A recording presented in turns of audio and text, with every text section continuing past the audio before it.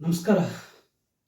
ಮಾನ್ಯ ಗೌರವಾನ್ವಿತ ಪಶ್ಚಿಮ ವಿಭಾಗದ DCP ಸಾಹೇಬರು, ಗಿರೀಶ್ ಸಾಹೇಬರಿಗೆ ಹಾಗೂ SS ಪುರಂನ ACP ಸಾಹೇಬರಿಗೆ ಹಾಗೂ ಬೆಂಗಳೂರು ನಗರ ಪೊಲೀಸ್ ಇಲಾಖೆಗೆ ಧನ್ಯವಾದ ತಿಳಿಸ್ತಾ ನಮಸ್ಕಾರ ತಿಳಿಸ್ತಾ ಇದ್ದೀನಿ. ವಿಷಯ, ನಿನ್ನೆ PSI ಸುಧಾ NR KP ಅಗ್ರಹಾರದಲ್ಲಿ ನಿರ್ವಹಿಸ್ತಾ ಇದ್ದಾರೆ. ಇವರಿಗೆ ಮಾನ್ಯ ಬೆಂಗಳೂರು ನಗರ ಪೊಲೀಸ್ ಆಯುಕ್ತರು ನೀಡಿದ ಪ್ರಶಂಸನಾ ಪತ್ರವನ್ನು ಹಿಂಪಡಿಬೇಕು ಅಂತ ಹೇಳಿ ನಿನ್ನೆ ಟ್ವಿಟರ್ ವಿಡಿಯೋ ಮೂಲಕ ಮಾನ್ಯ ಬೆಂಗಳೂರು ನಗರ ಪೊಲೀಸ್ ಆಯುಕ್ತರಿಗೆ ಒಂದು ದೂರು ಸಲ್ಲಿಸಿದ್ದೆ. ಆ ವಿಚಾರವಾಗಿ ಮಾನ್ಯ SS ಪುರಂನ ACP ಸಾಹೇಬರಿಗೆ ಹಾಗೂ ಪಶ್ಚಿಮ ವಿಭಾಗದ DCP ಸಾಹೇಬರಿಗೆ ಲುಕ್ ಇನ್ ಟು ದಿಸ್ ಅಂತ ಹೇಳಿ ಮೆನ್ಷನ್ ಮಾಡಿ ನಿಮಗೆ ಕಳಿಸಿರೋದನ್ನು ನಾನು ಗಮನಿಸಿದೆ. ಆ ಕಾರಣಕ್ಕಾಗಿ ನಾನು ಈ ವಿಡಿಯೋ ಮುಖಾಂತರ ನಾಡಿನ ಜನತೆಗೆ PSI ಸುಧಾ ಅವರು ನಡೆಸಿರುವಂತಹ ಕರ್ಮಕಾಂಡ ಏನಿದೆ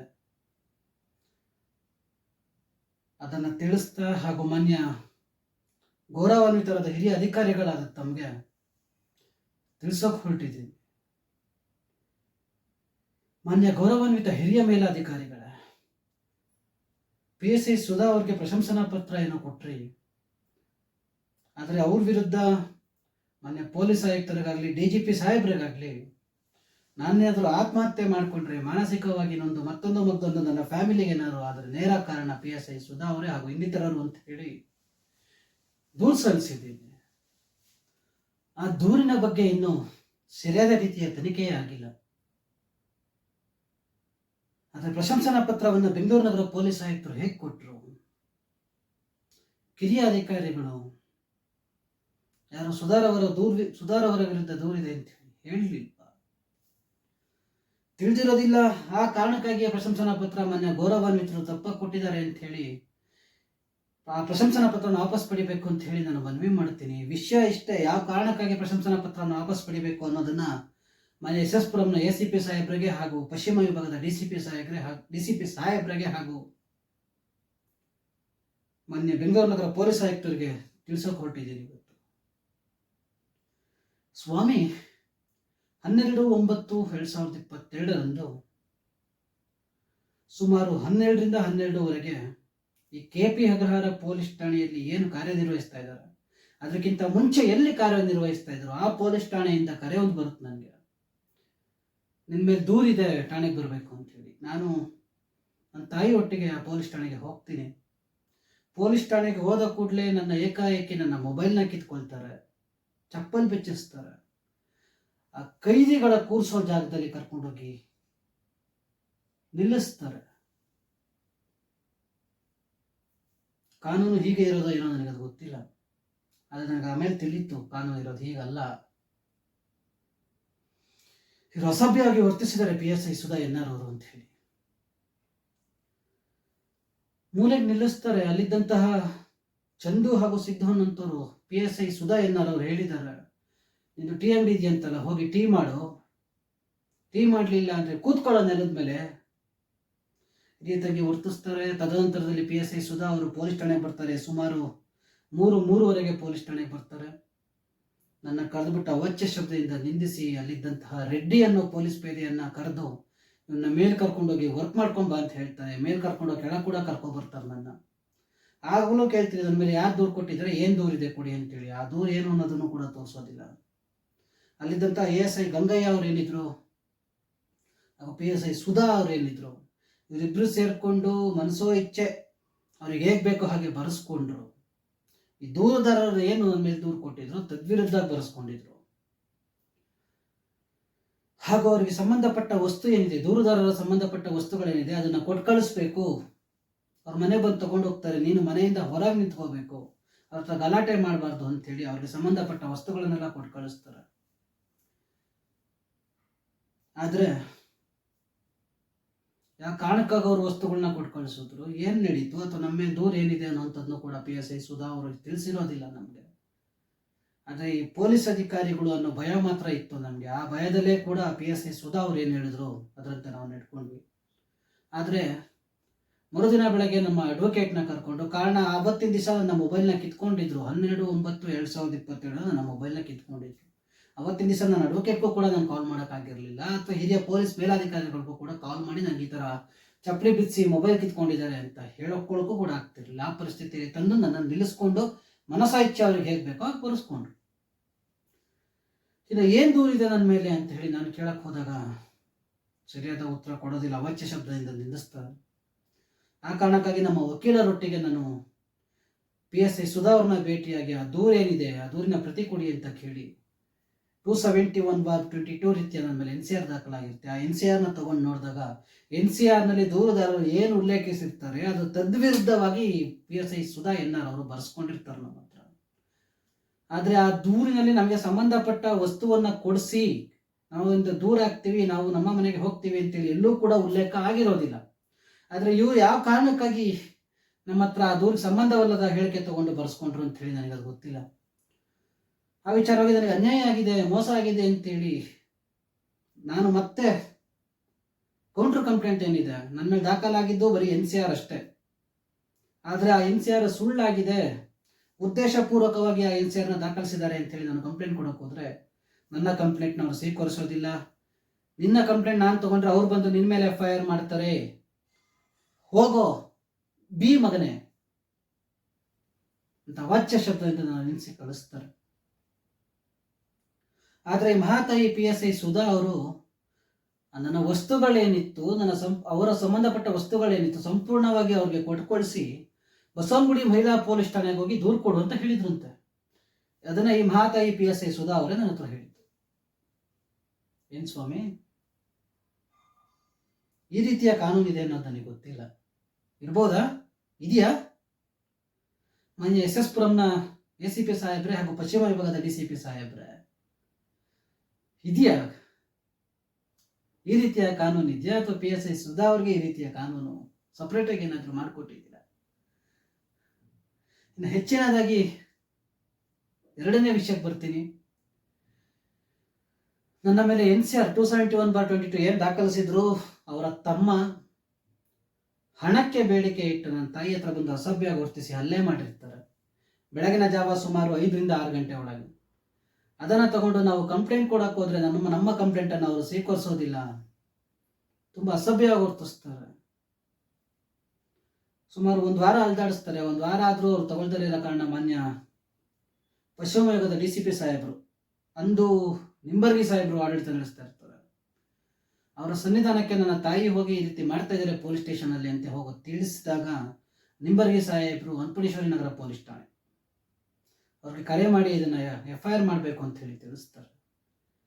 ಆದರೆ ನಾವು DCP ಸಾಹೇಬ್ರ ಹೇಳಿಕೆಯಂತೆ ಆ ಠಾಣೆಗೆ ನಾವು ಹಾಜರಾದಾಗ ಅಲ್ಲಿ ನಡ್ಕೊಂಡಿದ್ದ ರೀತಿಯೇ ಬೇರೆ. DCP ಸಾಹೇಬ್ರ ಹತ್ರಕ್ಕೆ ಹೋಗ್ತೀಯಾ, ಈ ರೀತಿ ಏನು ಆಗೇ ಇಲ್ಲ, ನಡೆದೇ ಇಲ್ಲ ಅಂತೇಳಿ ಬರ್ಕೊಡು, ನಾವು ಸುಳ್ಳು ಹೇಳಿದೆ ಅಂತ ಬರ್ಕೊಡು ಅಂತೇಳಿ ತುಂಬ ಅಸಭ್ಯವಾಗಿ ವರ್ತಿಸ್ತಾರೆ. ಆದ್ರೂ ನಾವು ಬಗ್ದಲ್ಲಿರೋ ಕಾರಣ FIR ಏನೋ ಆಗುತ್ತೆ. ಆದರೆ FIR ದಾಖಲಾದ ಸಂದರ್ಭದಲ್ಲಿ ಅಲ್ಲಿನ ಠಾಣಾಧಿಕಾರಿಗಳು ರಾಮಮೂರ್ತಿ ಅವರು ಇರ್ತಾರೆ. ಅವ್ರ ಹತ್ರಕ್ಕೆ ಹೋಗಿ ಸತ್ಯ ಸಂಗತಿ ಏನು ನಡೀತು ಅದನ್ನು ತಿಳಿಸ್ತೀವಿ. ಸುಮಾರು ಬೆಳಗಿನ ಜಾವ 5ರಿಂದ 6 ಗಂಟೆ ಒಳಗೆ ಈ ಕೃತ್ಯ ನಡೆದಿದ್ದಂಥದ್ದು. ಅಂಗಡಿ ಏನಿತ್ತು, ನಾವು ನಡೆಸ್ತಾ ಇರೋಂಥ ಅಂಗಡಿ ಏನಿತ್ತು, ಆ ಅಂಗಡಿ ಒಳಗೆ ಬಂದು ಹಲ್ಲೆ ಮಾಡಿರೋಂಥದ್ದಾಗಿದೆ ಸ್ವಾಮಿ, ಯಾರು ನೋಡಿದ್ದಾರೆ ಬಿಟ್ಟಿದ್ದಾರೆ ಅನ್ನೋಂಥದ್ದು ನನಗೆ ಗೊತ್ತಿಲ್ಲ ಅಂತೇಳಿ ನಾವು ತಿಳಿಸಿದಾಗ ಅಲ್ಲೂ ಕೂಡ ಈ PSI ಸುಧಾ NR ಅವ್ರು ಬಂದು ಯಾರನ್ನಾದ್ರೂ ಸಾಕ್ಷಿ ಕರ್ಕೋಬಾ, ಏನಾಯ್ತು, ನಾವೇನು ಮಾಡೋಕ್ಕಾಗುತ್ತೆ, FIR ಆಗಿದಾರ, ನಾವು ಮಾಡ್ತೀವಿ, ಹುಡುಕು, ಯಾರು ಸಿಗ್ತಾರೆ ಅವ್ರನ್ನ ಕರ್ಕೋಬಾ ಅಂತ ಹೇಳಿದ್ರು. ಸ್ವಾಮಿ, ಅದು ಕೃತ್ಯ ಏನು ನಡೆದಿದೆ ಅದನ್ನ ಯಾರು ನೋಡಿರೋದೇ ಇಲ್ಲ ನನಗೆ ತಿಳಿದ ಮಟ್ಟಿಗೆ, ಯಾರನ್ನ ಅಂತ ಕರ್ಕೊಬರ್ಲಿ ನಾನು. ಇವ್ರು ಹೇಳ್ತಾರೆ ಯಾರು ಕ್ಯಾಬ್ ಡ್ರೈವರ್ ಕರ್ಕೋಬಾ, ಬಸ್ ಡ್ರೈವರ್ ಕರ್ಕೋಬಾ, ಆಟೋ ಡ್ರೈವರ್ನ ಕರ್ಕೋಬಾ ಅಂತೇಳಿ. ಸುಲಭನಾ ಸ್ವಾಮಿ ಸಾಕ್ಷಿ ಹೇಳಿಸುವಂಥದ್ದು? ಸುಳ್ಳು ಸಾಕ್ಷಿ ಹೇಳಿಸೋದು ಸುಲಭನಾ? ಆದರೆ ನನಗೆ ಪೊಲೀಸ್ನವರು ಸತ್ಯವಂತರು, ನಿಷ್ಠಾವಂತರು, ಕಾರ್ಯಾಂಗ ವ್ಯವಸ್ಥೆಯನ್ನು ಭದ್ರವಾಗಿ ಕಾಪಾಡ್ತಿರೋಂಥವ್ರು ಅಂತ ತಿಳಿದಿರೋಂತಹ ನಾನು PSI ಸುಧಾ ಅವರೇ ಹೇಳಿದಾರಲ್ಲ ಅಂತ ಹೇಳಿ ಹುಡ್ಕೋಕೆ ಶುರು ಮಾಡಿದೆ. ಯಾರು ನೋಡಿದಾರ ಅಲ್ಲೇ ನಡೆದಂತಹ ದೃಶ್ಯನ ಅಂತ ಹೇಳಿ. ಅವಾಗ ನನಗೊಂದಿಬ್ರು ಸಿಕ್ಕಿದ್ರು. ಅವ್ರನ್ನ ಪೊಲೀಸ್ ಸ್ಟೇಷನ್ಗೆ ಕರ್ಕೊಂಡು ಹೋಗ್ತೀನಿ, ಇವರು ನಮ್ಮ ಅಂಗಡಿ ಏನಿದೆ ಅಂಗಡಿಯಿಂದ ಆಚೆ ಹೋಗ್ತಿರೋದನ್ನ ನೋಡಿದಾರಂತೆ, ಒಂಚೂರು ವಿಚಾರಣೆ ಮಾಡಿ ಸಾಕ್ಷಿಯನ್ನಾಗಿ ಮಾಡ್ಕೊಳ್ಳಿ ಅಂತೇಳಿ. ಯಾರನ್ನ ಕರ್ಕೊಂಡು ಹೋಗಿರ್ತೀನಿ ನಾನು, ಅವ್ರನ್ನ ಠಾಣೆಗೆ ಒಳಗಡೆ ಕರೆಸಿ PSI ಸುಧಾ ಅವರು ಅವ್ರದ್ದು ಕೂಡ ಚಪ್ಪಲಿ ಬಿಚ್ಚಿ ಸಾಕ್ಷ್ಯಾಧಾರರನ್ನ ನೆಲದ ಮೇಲೆ ಕೂರಿಸ್ತಾರೆ. ಏನ್ ಹೇಳ್ಬೇಕು ಸ್ವಾಮಿ? ಸಾಕ್ಷ್ಯಾಧಾರನ ಚಪ್ಪಲಿ ಬಿಚ್ಚಿ ನೆಲ ಕೂರಿಸಿದ್ದಕ್ಕ ಪ್ರಶಂಸನಾ ಪತ್ರ. ಸೀನಿಯರ್ ಸಿಟಿಸನ್ ಸ್ವಾಮಿ, ಶುಗರ್ ಪೇಷಂಟು, ಟ್ಯಾಬ್ಲೆಟ್ ತಗೋಬೇಕು, ಹೊಟ್ಟೆ ಊಟ ಮಾಡಿಲ್ಲ, ಅವರು ಅನ್ಯಾಯ ಆಗಿದೆ ಪಾಪ ಇವ್ರಿಗೆ ಅಂತೇಳಿ ಸಾಕ್ಷಿ ಹೇಳಕ್ ಬಂದಿರ್ತಾರೆ. ಅವ್ರನ್ನ ಕೂಡ ಚಪ್ಪಲಿ ಬಿಚ್ಚಿ ನೆಲದ ಮೇಲೆ ಕೂರಿಸುವಂತ PSI ಸುಧಾ ಅವ್ರಿಗೆ ಹೆಂಗ್ ಸ್ವಾಮಿ ಪ್ರಶಂಸನಾ ಪತ್ರ ಕೊಡ್ತೀರಾ? ಆದ್ರೂ ಕೂಡ ಅವ್ರ ಹತ್ರ ಸಾಕ್ಷ್ಯಾಧಾರ ಹೇಳಿಕೆನ ತಗೊಳ್ಳೋದಿಲ್ಲ, ಖಾಲಿ ಪೇಪರ್ಗೆ ಸಹಿ ಹಾಕಿಸ್ಕೊಂಡು ಕಳಿಸ್ತಾರೆ. ತದನಂತರದಲ್ಲಿ ಅದನ್ನ ಬಿ ರಿಪೋರ್ಟ್ ಕೂಡ ಮಾಡ್ತಾರೆ, ಈ ತರದ್ದು ಯಾವುದು ನಡೆದಿರೋದಿಲ್ಲ ಅಂತ ಹೇಳಿ. ಏನ್ ಮಾಡ್ತೀರಾ ಸ್ವಾಮಿ?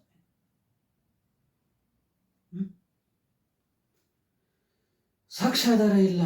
ಸಾಕ್ಷ್ಯಾಧಾರರು ಬಂದಿದ್ದವ್ರು ಯಾರೂ ಕೂಡ ಅಂಗಡಿ ಮಳಿಗೆಯಿಂದ ಹೊರಗೆ ಹೋಗ್ತಿರೋದನ್ನ ನೋಡಿದ್ವಿ ಅಂತ ಹೇಳ್ತಾ ಇದ್ದಾರೆ, ಆದ್ರೆ ಹೊಡೆದಿದ್ದನ್ನ ನೋಡಿದ್ವಿ ಅಂತ ಯಾರು ಹೇಳ್ತಾ ಇಲ್ಲ. ನೀನು ವಿಡಿಯೋ ಮಾಡ್ಕೋಬೇಕಿತ್ತು ಕಣಮ್ಮ, ನೀನು ವಿಡಿಯೋ ಮಾಡ್ಕೋಬೇಕಿತ್ತು ಕಣಪ್ಪ, ನಾವು CC ಕ್ಯಾಮ್ರಾ ತೆಗಿತೀವಿ ಕಣಪ್ಪ, ಅವ್ರು ಬಂದೇ ಇಲ್ಲ, ನಿಮ್ಮ ಜಾಗಕ್ಕೆ ಬಂದು ಅವ್ರು ಹೊಡೆದೇ ಇಲ್ಲ ಅಂತ ಅವರೇ ಹೇಳ್ತಾರೆ. ಆದ್ರೆ ಅಂಗಡಿಯಿಂದ ಹೊರಗೆ ಹೋಗ್ತಿರೋದನ್ನ ನೋಡಿದ್ವಿ ಅಂತ ಸಾಕ್ಷ್ಯಾಧಾರ ಹೇಳ್ತಾ ಇದ್ದಾರೆ ಅಂತ ಅವ್ರನ್ನೂ ಅವರೇ ಹೇಳ್ತಾರೆ. ಸ್ವಾಮಿ ಅವ್ರು ಹೇಳ್ತಾರೆ, ಈ ನಾಗರಬಾವಿಯ ಕೆಂಗುಂಟೆ ಸಿಗ್ನಲ್ ಅಲ್ಲಿ CC ಕ್ಯಾಮ್ರಾ ತೆಗಿತೀವಿ ಅಂತ ಹೇಳಿ. ಗೌರವಾನ್ವಿತರೆ, ಹಿರಿಯ ಮೇಲಾಧಿಕಾರಿಗಳ, ನಾಗರಬಾವಿ ಕೆಂಗುಂಟೆ ಸಿಗ್ನಲ್ ಅಲ್ಲಿ ಒಂದು CC ಕ್ಯಾಮ್ರಾ ತೆಗೆದ್ರೆ ಸಾಕ? ಆ ಜಾಗದಲ್ಲಿ CC ಕ್ಯಾಮ್ರಾನೇ ಇರೋದಿಲ್ವಲ್ಲ ಸ್ವಾಮಿ? ಅಥವಾ ಈ ಕೃತ್ಯ ಏನು ನಡೆಸಕ್ ಬರ್ತಾರೆ ಆರೋಪಿಗಳು, ಅವರು ಇವ್ರಿಗೇನಾದ್ರು ಸಪ್ರೇಟ್ ಆಗಿ ಹೇಳಿದ್ರ ನಾವು ಕೆಂಗುಂಟೆ ಸಿಗ್ನಲ್ ರೋಡಲ್ಲೇ ಬರ್ತೀವಿ ಅಂತ ಹೇಳಿ?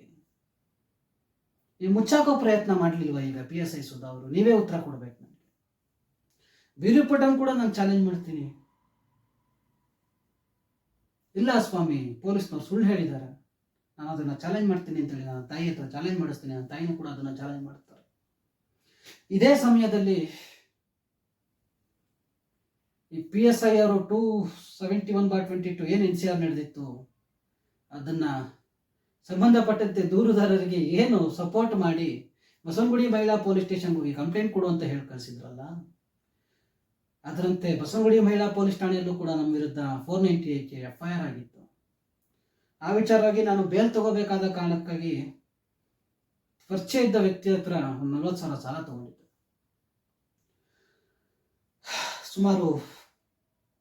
ಸುಮಾರು ಅನ್ನೋದಕ್ಕಿಂತ ಕರೆಕ್ಟಾಗಿ 5/10/2023 ನನ್ನ ತಾಯಿ ಅಂಗಡಿಯ ಬಳಿ ಬಂದು ಗಲಾಟೆ ಮಾಡ್ತಾರೆ. ಅವರು ಅವಾಚ್ಯವಾಗಿ ನಡ್ಕೊಂತಾರೆ, ಅವಾಚ್ಯ ಪದ ಬಳಸ್ತಾರೆ, ಮಾನಹಾರ ಕೂಡ ಮಾಡ್ತಾರೆ. ಈ ವಿಚಾರವಾಗಿ ಮಾನ್ಯ ಬೆಂಗಳೂರು ನಗರ ಪೊಲೀಸ್ ಆಯುಕ್ತರಿಗೆ ಟ್ವೀಟ್ ಒಂದನ್ನ ಮಾಡ್ತೀನಿ, ಈ ತರ ಸಾಲ ಕೊಟ್ಟವ್ರು ನನ್ನ ತಾಯಿ ಹತ್ರ ಬಂದು ಗಲಾಟೆ ಮಾಡ್ತಾ ಇದ್ದಾರೆ ಅಂತ. ಆ ಟ್ವೀಟ್ಗೆ ಯಾವುದೇ ಪ್ರತ್ಯುತ್ತರ ಇರೋದಿಲ್ಲ. ಆದ್ರೆ ಅನ್ನಪೂರ್ಣೇಶ್ವರಿ ನಗರ ಪೊಲೀಸ್ ಠಾಣೆಯಿಂದ ನನಗೆ ಕರೆ ಬರುತ್ತೆ, ನಿನ್ನ ವಿರುದ್ಧ ಕಂಪ್ಲೇಂಟ್ ಇದೆ ಬಾ ಅಂತೇಳಿ ಕರೀತಾರೆ. ನಾನು ಠಾಣೆಗೆ ಹೋಗ್ತೀನಿ.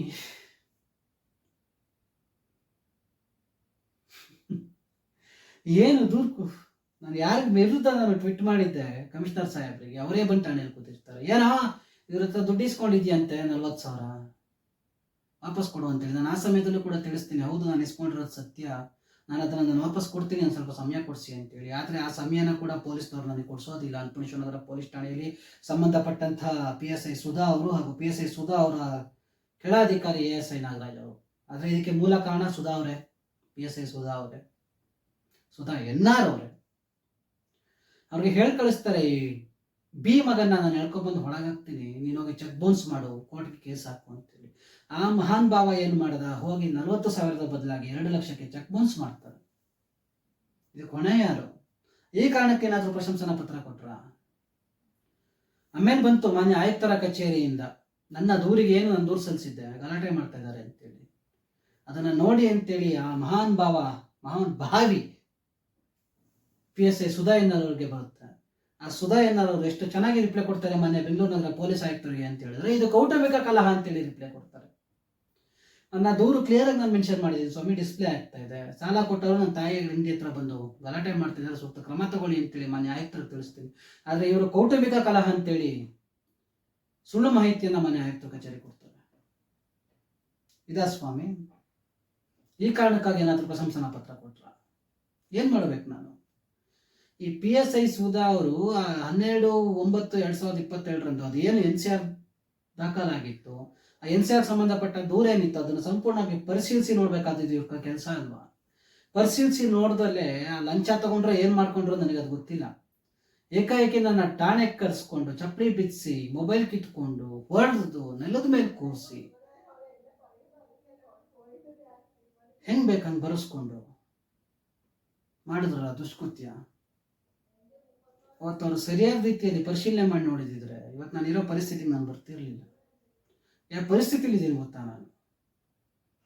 ಬನ್ನಿ ಸ್ವಾಮಿ, ಇವತ್ತು ಬೀದಿ ಬೀಳೋ ಪರಿಸ್ಥಿತಿಲಿ ಇದ್ದೀನಿ ನಾನು. ನನ್ನ ತಾಯಿಯನ್ನು ಕಳ್ಕೊಳ್ಳೋ ಪರಿಸ್ಥಿತಿಗೆ ಬಂದು ನಿಂತಿದ್ದೀನಿ. ಮೊನ್ನೆ DCP ಸಾಹೇಬ್ರ ಕಚೇರಿ ಏನಿದೆ, ಪಶ್ಚಿಮ ವಿಭಾಗದ DCP ಸಾಹೇಬ್ರ ಕಚೇರಿ 2023-24 ರಿಜಿಸ್ಟರ್ ಬುಕ್ ಏನಿದೆ ಆ ಬುಕ್ಕನ್ನು ತೆಗೆದು ನೋಡಿ ಸ್ವಾಮಿ. ಅನ್ನಪೂರ್ಣೇಶ್ವರ ನಗರ ಪೊಲೀಸ್ ಠಾಣೆ ಹಾಗೂ PSI ಸುಧಾರವರ ವಿರುದ್ಧ ದೂರು ಕೊಡಕ್ಕೆ ನಾನು ಎಷ್ಟು ಸತಿ ಬಂದಿದ್ದೀನಿ ಅಂತ ಹೇಳಿ ಮೆನ್ಷನ್ ಮಾಡಿದ್ದೀನಿ. ಯಾಕದನ್ನ ಯಾರು ಮೆನ್ಷನ್ ಮಾಡಿ ನೋಡಲಿಲ್ಲ? ಅದನ್ನೆಲ್ಲ ಮುಚ್ಚಿಟ್ಕೊಂಡು ಹೇಗೆ ಕೊಡ್ತೀರಾ ಪ್ರಶಂಸನಾ ಪತ್ರ? ಅಥವಾ ಇವ್ರು ಮಾಡಿರೋದು ಸರಿಯಾಗೇ ಇದೆಯಾ? ಇವ್ರು ಮಾಡಿರೋಂಥ ಅನ್ಯಾಯ ಪೊಲೀಸ್ ಇಲಾಖೆಯಲ್ಲಿ ಮೆನ್ಷನ್ ಆಗಿದೆಯಾ ಇದೇ ರೀತಿ ಮಾಡಬೇಕು ಅಂತೇಳಿ? ಯಾಕೆ? ವಿಷಯ ಇಷ್ಟೇ. ಮಾನ್ಯ SS ಪುರಂನ ACP ಸಾಹೇಬ್ರಿಗೆ ಹಾಗೂ ಪಶ್ಚಿಮ ವಿಭಾಗದ DCP ಸಾಹೇಬ್ರಿಗೆ ಈ ಟ್ವಿಟರ್ ವಿಡಿಯೋದಲ್ಲಿ ತಿಳಿಸೋಕ್ಕಾಗಲ್ಲ, ಕಾರಣ ಅದಲ್ಲಿ ಅಪ್ಲೋಡ್ ಆಗೋದು 2 ನಿಮಿಷದ ವಿಡಿಯೋ ಅಷ್ಟೇ. ಆ ಕಾರಣದಾಗಿ ನಾನು ಯೂಟ್ಯೂಬ್ ವಿಡಿಯೋ ಲಿಂಕನ್ನು ಶೇರ್ ಮಾಡ್ತೀನಿ ಅಂತ ತಿಳಿಸಿದ್ದೆ. ಇದನ್ನು ನಾಡಿನ ಜನತೆಗೆ ತಿಳಿಸಲೇಬೇಕಾಗಿತ್ತು, ಹಾಗೆ ತಮ್ಮೆಲ್ಲರಿಗೂ ತಿಳಿಸಲೇಬೇಕಾಗಿತ್ತು. ಕಾರಣ ಇಷ್ಟೇ, PSI ಸುಧಾ ಅವ್ರ ವಿರುದ್ಧ ಸೂಕ್ತ ತನಿಖೆ ಆಗಲೇಬೇಕು. ನನಗಾದ ಅನ್ಯಾಯಕ್ಕೆ ಸೂಕ್ತ ನ್ಯಾಯ ಸಿಗಲೇಬೇಕು. ಮಾನ್ಯ ಕಮಿಷನರ್ ಸಾಹೇಬ್ರ ಆದೇಶದಂತೆ ಬೆಂಗಳೂರು ನಗರ ಪೊಲೀಸ್ ಟ್ವಿಟರ್ ಅಕೌಂಟಿಂದ ಏನು ಬಂದಿದೆ ತಮಗೆ ಲುಕ್ ಇನ್ ಟು ದಿಸ್ ಅಂತೇಳಿ ಅದನ್ವಯ ಸೂಕ್ತ ತನಿಖೆ ತಾವುಗಳು ಮಾಡಲೇಬೇಕಾದ ಕಾರಣದಿಂದ ಇಷ್ಟೆಲ್ಲ ಮಾಹಿತಿನ ನಿಮಗೆ ಯೂಟ್ಯೂಬ್ ವಿಡಿಯೋ ಲಿಂಕ್ ಮುಖಾಂತರ ಹಂಚ್ಕೊಳ್ತಾ ಇದ್ದೀನಿ. ದಯವಿಟ್ಟು ಸೂಕ್ತ ತನಿಖೆ ಮಾಡ್ತೀರಾ ಅಂತ ನಾನು ಅಂದ್ಕೊಂಡಿದ್ದೀನಿ. ಇನ್ನು ಹೆಚ್ಚಿನದಾಗಿ ತಿಳಿಸ್ಬೇಕು ಅಂತಂದರೆ ನಾನು ನೀವು ಇಷ್ಟೋ ತನಕ ಹೇಳಿದ್ರಲ್ಲಿ ಯಾವ್ದಾದ್ರು ಒಂದು 100ಕ್ಕೆ 0.1% ಸುಳ್ಳಿದ್ರು ಕೂಡ ನನ್ನ ತಲೆಯನ್ನು ಕತ್ತರಿಸಿ ಮಾನ್ಯ ಬೆಂಗಳೂರು ನಗರ ಪೊಲೀಸ್ ಆಯುಕ್ತರ ಪಾದಕ್ಕೆ ಹಾಗೂ ಪಶ್ಚಿಮ ವಿಭಾಗದ DCP ಸಾಹೇಬರ ಪಾದಕ್ಕೆ ಅರ್ಪಿಸ್ತೀನಿ. ನನ್ನ ಆರೋಪ ನಿಜ ಆಗಿದ್ದೇ ಪಕ್ಷದಲ್ಲಿ ದಯವಿಟ್ಟು ಆ PSI ಸುಧಾ ಎನ್ನಾರ್ ಅವರು ಏನಿದ್ದಾರೆ ಅವರಿಂದ ಅವ್ರಿಗೆ ನೀಡಿದಂತಹ ಪ್ರಶಂಸನಾ ಪತ್ರ ಏನಿದೆ ಅದನ್ನು ಮರಳು ಪಡೆದು ಪೊಲೀಸ್ ಸೇವೆಯಿಂದ ಅಮಾನತ್ ಮಾಡಬೇಕು ಅಂತೇಳಿ ಮನವಿ ಮಾಡ್ಕೊಳ್ತಾ ಇದ್ದೀನಿ. ಮಾನ್ಯ ಪಶ್ಚಿಮ ವಿಭಾಗದ DCP ಸಾಹೇಬರ ಗಮನಕ್ಕೆ ತರುತ್ತಾ, SS ಪುರಂನ ACP ಸಾಹೇಬರ ಗಮನಕ್ಕೆ ತರುತ್ತಾ, KP ಅಗ್ರಹಾರ ಪೊಲೀಸ್ ಠಾಣೆಯ ಠಾಣಾಧಿಕಾರಿಗಳ ಗಮನಕ್ಕೆ ತರುತ್ತಾ, ಬೆಂಗಳೂರು ನಗರ ಪೊಲೀಸ್ನವರ ಗಮನಕ್ಕೆ ತರುತ್ತಾ, ಮೊನ್ನೆ ಬೆಂಗಳೂರು ನಗರ ಪೊಲೀಸ್ ಆಯುಕ್ತರ ಗಮನಕ್ಕೆ ತರುತ್ತಾ ಇಷ್ಟೊತ್ತಂಗ ನಾನು ನಿಮಗೆ ತಿಳಿಸಿದ್ದನ್ನು ಯೂಟ್ಯೂಬಲ್ಲಿ ಅಪ್ಲೋಡ್ ಮಾಡ್ತಾ ಇದ್ದೀನಿ.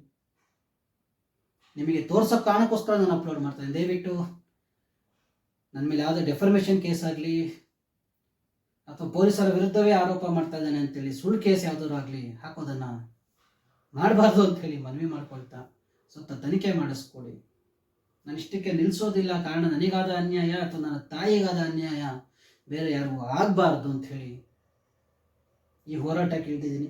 ಇನ್ನು ಹೆಚ್ಚಿನದಾಗಿ ಮಾನ್ಯ ಗೌರವಾನ್ವಿತ ಹಿರಿಯ ಪೊಲೀಸ್ ಅಧಿಕಾರಿಗಳೇ, 12/9/2022 NCR ದಾಖಲಾದಾಗ ನನ್ನ ಚಪ್ಪಲಿ ಬಿಚ್ಚಿ ಮೊಬೈಲ್ ಕಿತ್ಕೊಂಡು ನೆಲದ ಮೇಲೆ ಕೂರ್ಸೋದು ಒಂದು ಕಡೆ ಆದರೆ, ನನ್ನ ತಾಯಿ ಹಿರಿ ಜೀವ ಸೀನಿಯರ್ ಸಿಟಿಸನ್ ಅವ್ರದ್ದು ಕೂಡ ಮೊಬೈಲ್ ಕಿತ್ಕೊಂಡು ಚಪ್ಪಲಿ ಬಿಚ್ಚಿ ಕೂರಿಸೋವಂಥ ಅವಶ್ಯಕತೆ ಇತ್ತ? PSI ಸುಧಾ ಅವರಿಗೆ ಹಿರಿಯ ಅಧಿಕಾರಿಗಳಾದ ನೀವು ಹೇಳ್ಕೊಟ್ಟಿದ್ದೇನಾ? ಅಥವಾ ಪೊಲೀಸ್ ಕೈಪಿಡಿಯಲ್ಲಿ ಈ ಥರ ಏನಾದ್ರು ಮೆನ್ಷನ್ ಆಗಿದೆಯಾ? ಇವಾಗ ನೀವುಗಳು ಯೋಚನೆ ಮಾಡಿ, ಇಂಥವರಿಂದ ಎಷ್ಟು ಅಮಾಯಕ ಜನರು ಬೀದಿಗೆ ಬಿದ್ದಿದ್ದಾರೆ ಅಂತ ಹೇಳಿ. ನನಗಾಗಿರೋ ಅನ್ಯಾಯ ಇನ್ನೆಷ್ಟು ಜನಕ್ಕಾಗಿರ್ಬೋದು ನೀವೇ ಯೋಚನೆ ಮಾಡಿ. ದಯವಿಟ್ಟು ನೀವು ಮನಸ್ಸು ಮಾಡಿದ್ರೆ, ನೀವು ಸೂಕ್ತ ರೀತಿಯಲ್ಲಿ ತನಿಖೆ ಮಾಡಿದ್ರೆ ಅನ್ನೋದಕ್ಕಿಂತ ತಾವುಗಳು ತನಿಖೆ ಮಾಡಲೇಬೇಕು. ಯಾಕಂದ್ರೆ ನಾನು ಇಷ್ಟಕ್ಕೆ ನಿಲ್ಲಿಸೋದಿಲ್ಲ. ಕಾರಣ ನನಗಾಗಿರುವಂಥ ಅನ್ಯಾಯ ಏನಿದೆ ಇವರಿಂದ ನನ್ನ ತಾಯಿಯನ್ನು ಕಳ್ಕೊಳ್ಳೋ ಪರಿಸ್ಥಿತಿಗೆ ಬಂದು ನಿಂತಿದ್ದೀನಿ. ಆ ಕಾರಣಕ್ಕೆ ನಾನು ಇಷ್ಟಕ್ಕೆ ನಿಲ್ಲಿಸೋದಿಲ್ಲ. ತನಿಖೆ ಸೂಕ್ತ ರೀತಿಯಲ್ಲಿ ತನಿಖೆ ಆಗಲೇಬೇಕು. ಅವ್ರನ್ನ ಪೊಲೀಸ್ ಸೇವೆಯಿಂದ ಅಮಾನತು ಗೊಳಿಸಲೇಬೇಕು ಅಂಥೇಳಿ ಕೈ ಮುಗಿದು ತಮ್ಮಲ್ಲಿ ಪ್ರಾರ್ಥನೆ ಮಾಡ್ಕೊಳ್ತಾ ಇದ್ದೀನಿ. ನಮಸ್ಕಾರ.